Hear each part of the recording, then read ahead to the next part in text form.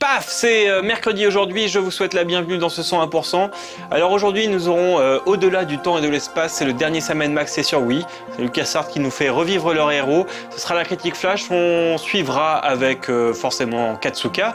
D'ailleurs je tiens à vous dire qu'il y aura une soirée spéciale sur No Life, mais on en reparlera juste après. Ensuite nous aurons la Minute du Geek, Tokyo Café parce que sinon c'est pas un vrai mercredi, mais tout de suite on regarde les news.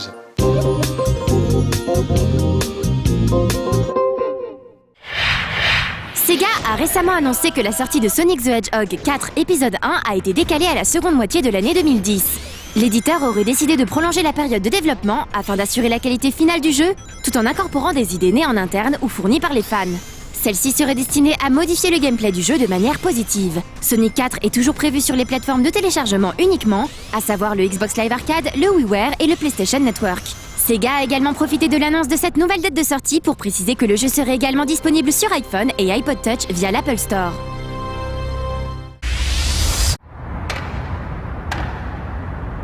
Ubisoft vient de lancer une vidéo promotionnelle live très classe annonçant le prochain Shaun White Skateboarding. Et oui, Shaun White sera visiblement la figure de proue de la gamme sport extrême d'Ubisoft. Après le snow, l'éditeur s'attaque donc au skate pour venir concurrencer Electronic Arts et Activision. A priori, la grosse nouveauté de ce titre sera la possibilité pour le joueur de modifier son environnement afin de l'adapter à ses besoins de skater. La ville de départ sera ainsi grisâtre, triste, et ce n'est qu'en relevant les défis proposés que les joueurs lui redonneront vie et couleur. Les bâtiments évolueront, des quartiers feront leur apparition, et tout se pliera petit à petit à la loi du skate. Plus de 80 tricks auraient été choisis par Shaun White en personne, et des modes coop et compète seront accessibles. Shaun White Skateboarding est prévu pour cet automne sur PS3, Xbox 360, Wii et PC. Il devrait être révélé à l'occasion de l'E-Cube prochain.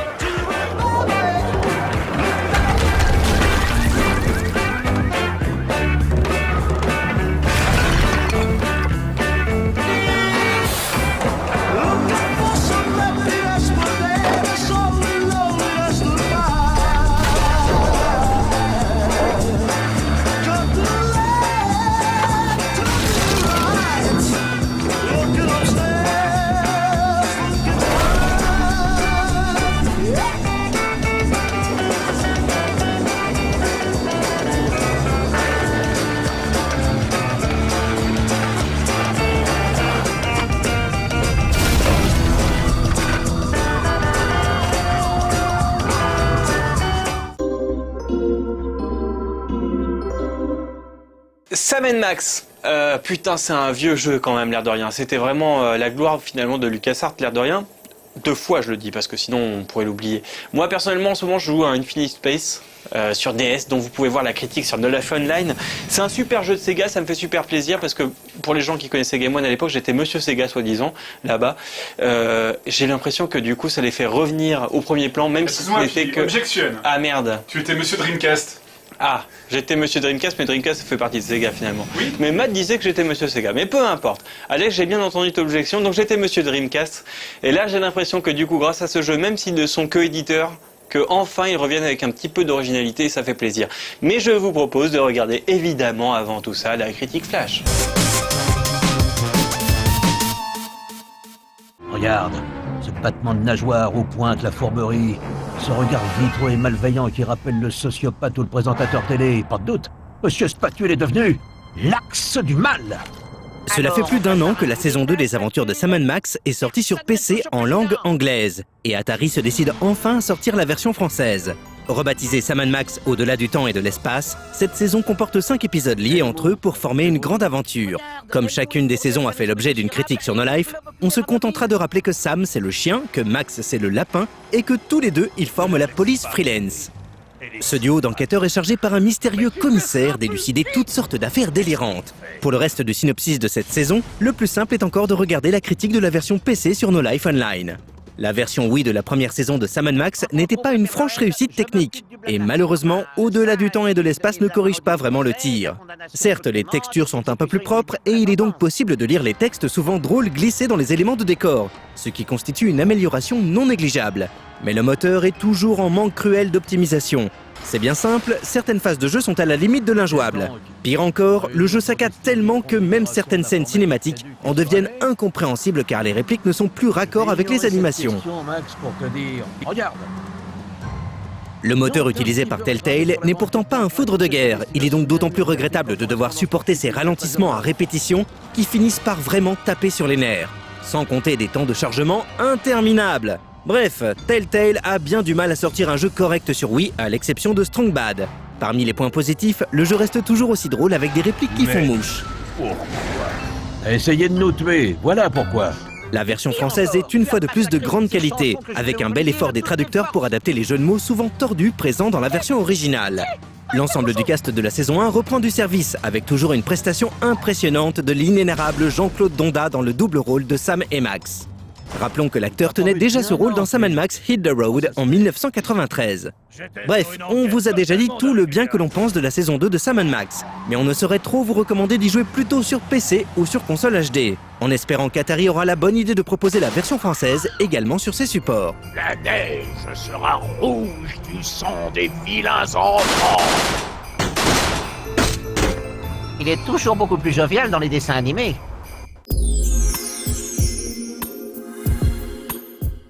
Ouais, Infinite Space, c'est super, c'est un truc vraiment de geek. Il y a des vaisseaux spatiaux, on croirait que c'est Macross, des crews à gérer, des flottes, mais bon, bref. En parlant de geek, je vous rappelle que dimanche à 20h, il y aura une émission très spéciale de Katsuka pour fêter ses 10 ans de l'existence de son site, dans lequel on trouvera à peu près 2h30 de court-métrage. Et sachez qu'en connaissant les goûts de notre ami Marc, il y aura vraiment beaucoup d'inédits, et a priori, il n'y a que là que vous pourrez les voir. En attendant, je vous propose de regarder tout de suite son émission, car nous sommes mercredi mais pas dimanche, mais je vous donne quand même rendez-vous dimanche, parce que ce sera encore plus long et mieux. Mais tout de suite l'actu, donc c'est Katsuka.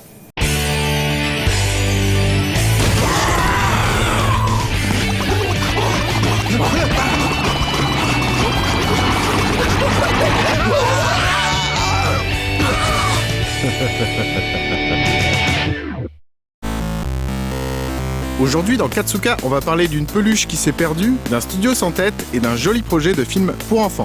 Mais avant ça, les news.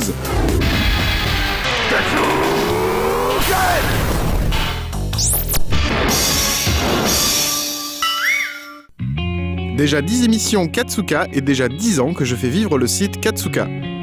À cette occasion, on vous donne rendez-vous dimanche soir sur No Life pour une soirée spéciale court-métrage avec des films plus longs que ceux habituellement proposés dans l'émission. Un programme à ne pas rater puisque cette soirée ne sera pas rediffusée ni proposée sur No Life Online.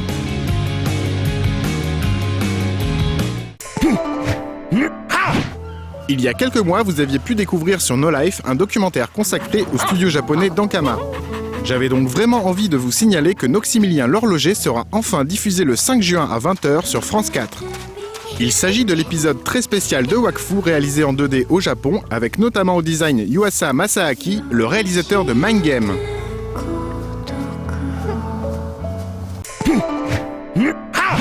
Le festival d'Annecy se déroulera du 7 au 12 juin prochain. Il s'agit d'un des plus grands événements mondiaux consacrés à l'animation, avec notamment ses prestigieuses sélections de courts et longs métrages.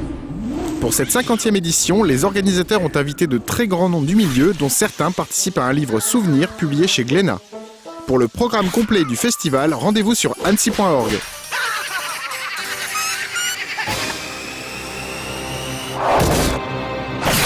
Oh.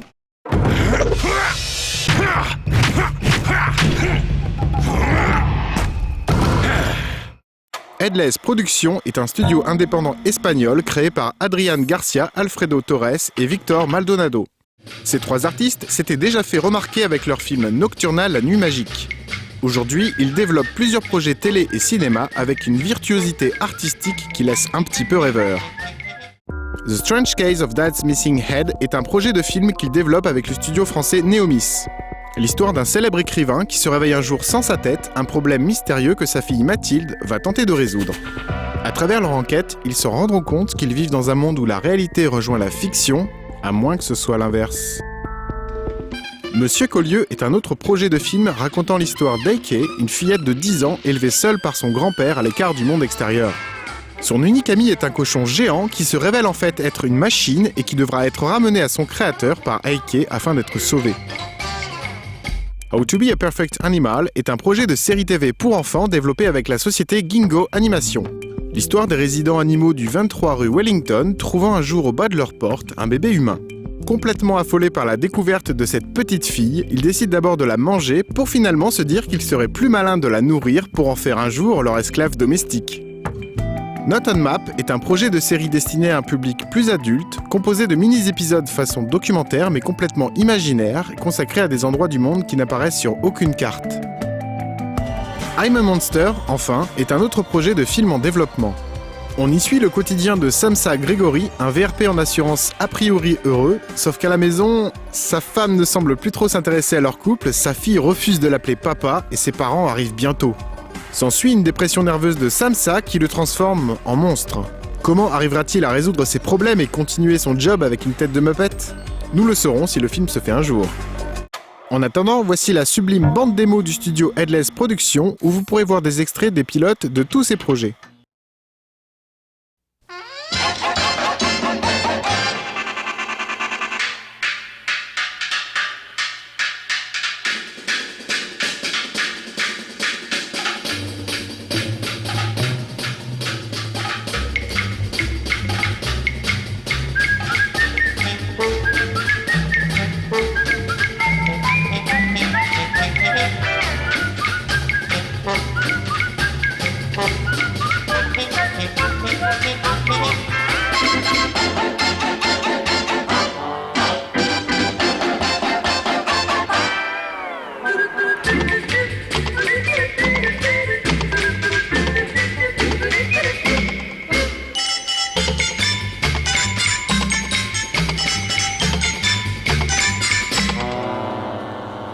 Jeez, he's driving me crazy.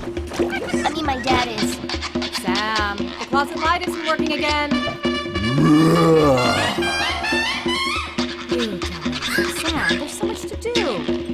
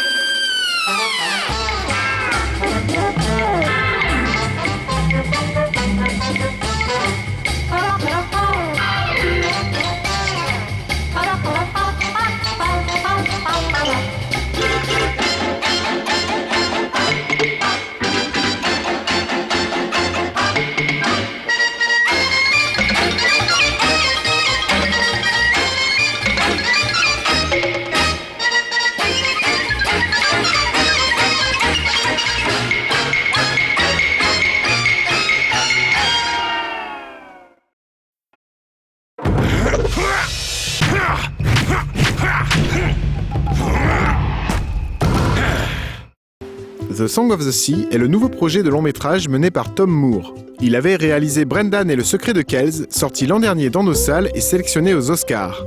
Son nouveau film sera très musical, toujours destiné à un public plutôt jeune et toujours ancré dans l'univers des légendes celtiques. L'histoire d'un frère et d'une sœur qui partent à la recherche de leur mère disparue.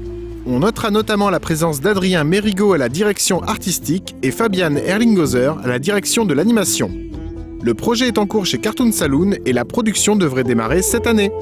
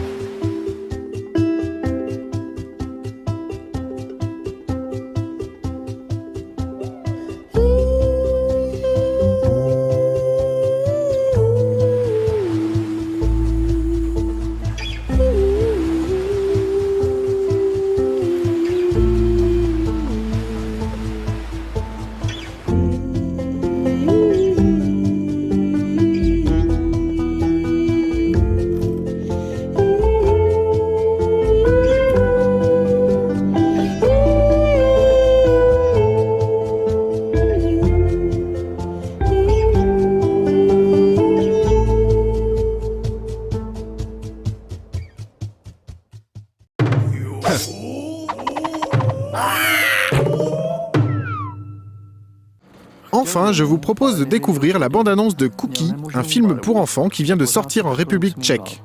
Réalisé par Jan Zverak, ce long-métrage mélange prise de vue réelle et animation de marionnettes. L'histoire d'un petit garçon asthmatique qui est obligé de se séparer de sa peluche favorite et qui ne cesse de penser à elle en imaginant ce qui lui arrive. Le trailer est vraiment charmant et j'espère que le film sera un jour proposé en France.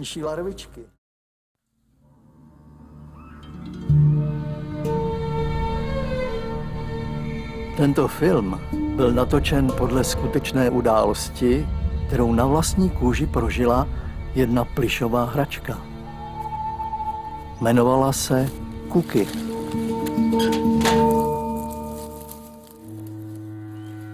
Jmenoval se Cookie a bydlel jsem na poličce. No, to už víme. A co jste tam dělal? Nic. Chtěl domů, ale nevěděl kudy. Měl nemožnou barvu a pořád se takhle usmíval.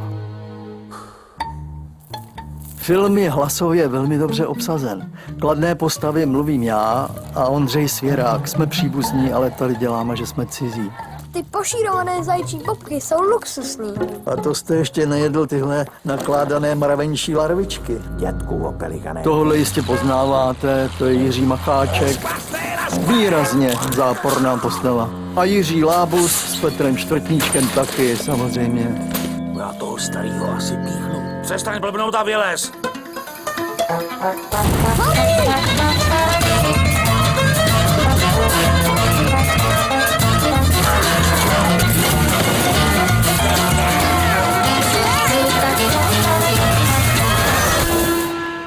My jsme se vždycky dávali doma dobrou noc. No dobře, no tak dobrou noc. Bez pusy. Mazel. Říká se, že čas nejde vrátit. Na pořád ne, samozřejmě. Ale na chvíli se s námi do dětství vrátit můžete. Pokud teda nejste děti. Ty se někam vracet nepotřebují, ty už tam jsou.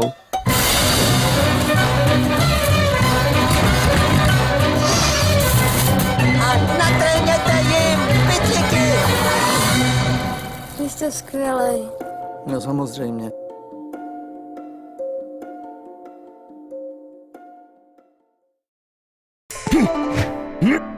À ce dimanche 20h pour la soirée spéciale Katsuka et à dans 2 semaines pour la prochaine émission.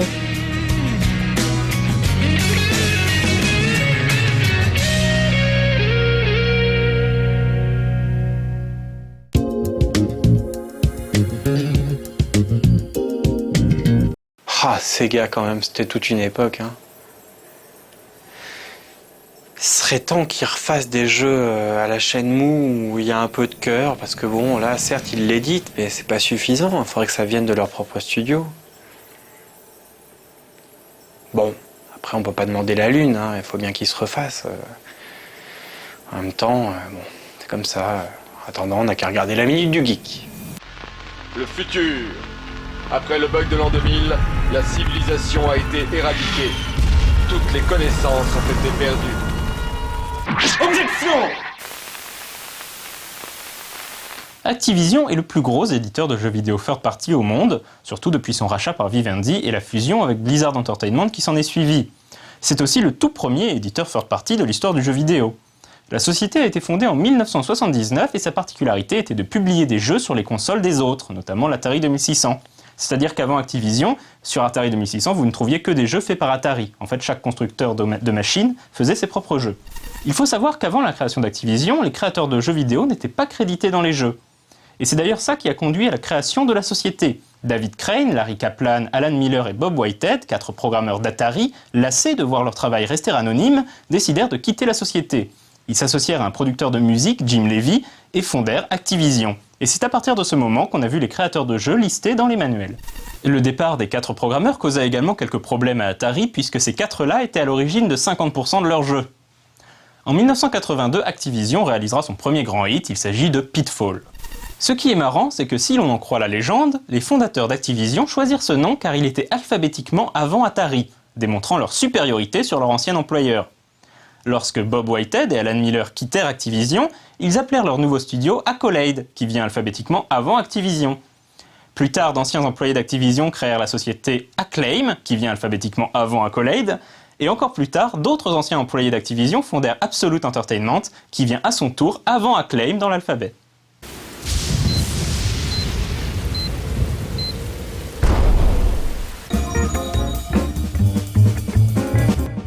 Et un mercredi, avant à notre époque c'était le jour des enfants, on regardait le Club Dorothée. Aujourd'hui, maintenant, il faut qu'on fasse un tour par le Japon. Et c'est pour ça qu'on va regarder Tokyo Café.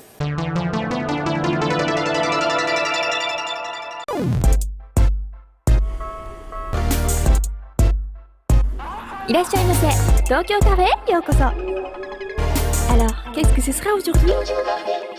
Salut tout le monde, c'est Suzuka!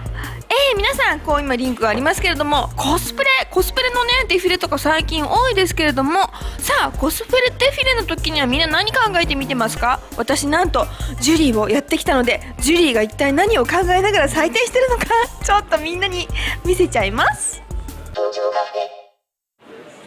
よし、よく見えるぞ。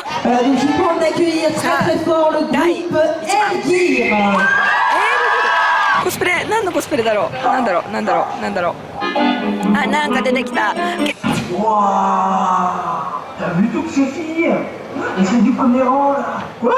漫才師みたいな。2番目いきますよ。マイ乙女。乙女っていうのはジョリフィーユってことですね。乙女じゃない。男だ。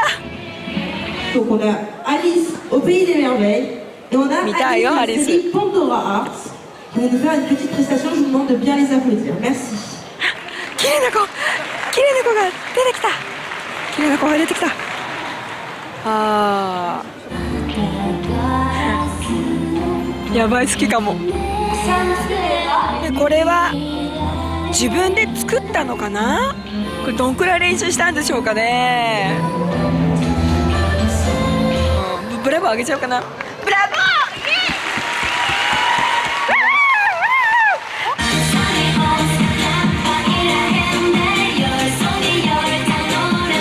踊ってます。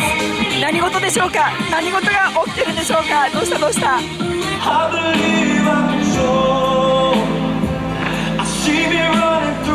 なんかもう子供のお遊戯を見守る親みたいなね、学校の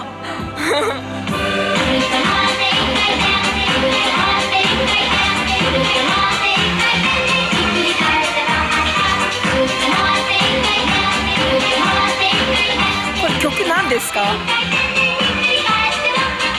今ちらっと見たらソンティートフって書いてある。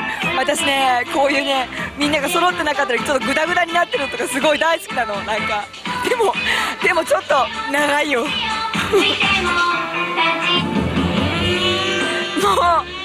うおばちゃんなんて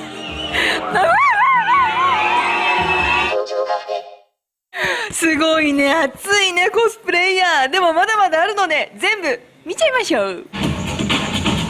あ、練習してきましたね。これはかなり。女の子頑張れ。おっと、あ、いい感じですね。この男の子うまいな。何事？ワルツ？どうしたの？何ファイナルファンタジー？どうしたリノアと踊るレオン。あ、これはまさしくあのシーンを再現してます。まさしくこれはファイナルファンタジー8でしたかね。8だったっけ？8だったかな。ただ、やってますよ。あのまんまですよ。あのダンスを再現してます。これでも知らないと辛いかもしれない。ダンスはすごいちゃんと頑張ってますね。こういう感じですよ。こう今私が DS のタッチペンいい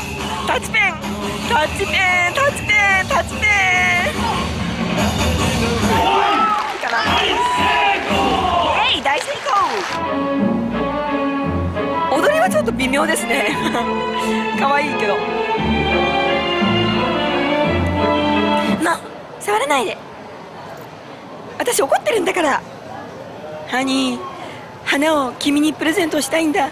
花なんかで私の気持ちが変わるのでも思って。でももらってあげてもよくってよ。ねえダーリンあれ終わっちゃったねすごい好きですよ。コスチュームはもうほんと手作りでこういうね着ぐるみを手作りで作るっていうのそのパッションが私は本当に大好きです。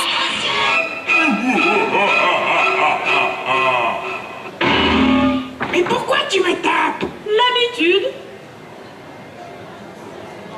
あ終わった終わりましたね。これなんかあれだねコスプレして漫才みたいなね衣装手作りですいいですね。カツラとかよくて顔なし出てき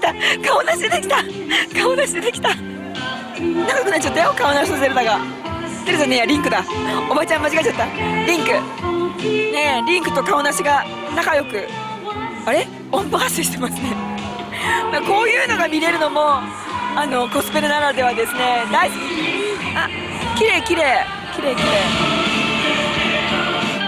親に宿題しなさいとか言われながらもこうダンスの練習したんですかね。よかった私自分の恋人がこういうコスプレとか好きじゃなくて静か一緒にコスプレやろうぜとか言われなくて本当よかったよ危ないとこだったコスプレコンテスト本当に楽しかったです。またねジョリもう一回やりたいです。多分ねみんなね私がねノットね何点つけたか気になってると思うんだけれどもそれは秘密ふぶねコンブブレ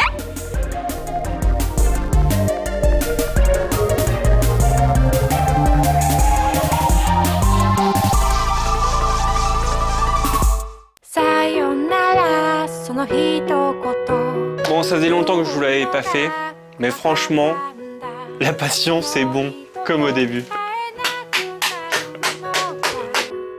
怖かったんだ